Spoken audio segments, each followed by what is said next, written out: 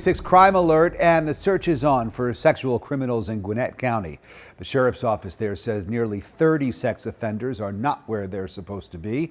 CBS 46's Trayson Bragg live in Gwinnett County tonight. And Trayson, the sheriff's office says they need to find these sex offenders ASAP, right?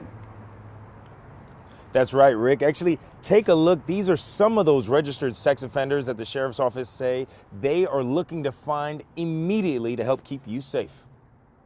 That's every parent's worst nightmare. The thought of convicted sexual predators lurking in your neighborhood. So we have a sex offender registry unit, and we have staff assigned that work full-time monitoring sex offenders in Gwinnett County. Deputy Shannon Volkadov of the Gwinnett County Sheriff's Office tells me there are close to 700 registered sex offenders in Gwinnett County.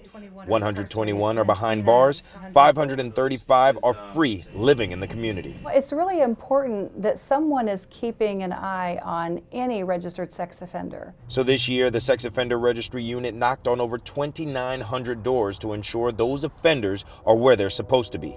29 aren't. Sex offenders are required to notify us if they have a change of residence. And when they don't do that, they're in violation of the law.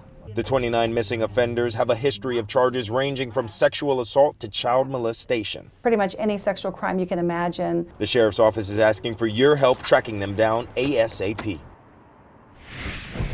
So I showed you this earlier. This is actually a list of the photos and names of the registered sex offenders that the sheriff's office is currently looking for. You can actually find this list by going to their Facebook page. They're asking if you recognize any of these people or know their whereabouts. They're asking you to call the Sex Offender Registry Unit and report their whereabouts. Rick?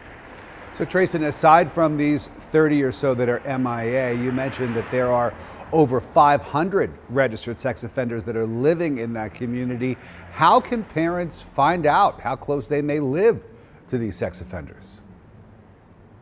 Well, I actually asked the sheriff's office that question, and they said they have a free resource that you can find on their website. Once you're on their website, you want to click inmates, and then after clicking inmates, you want to hit sex offenders. And there's, as I mentioned, a free resource in which you can actually either type in their name and find their address, or you can actually type in your own address and see how close you live or how many sex offenders live in a certain distance to you and your neighborhood. Rick? Trayson Bragg live for us tonight. Trayson, thank you.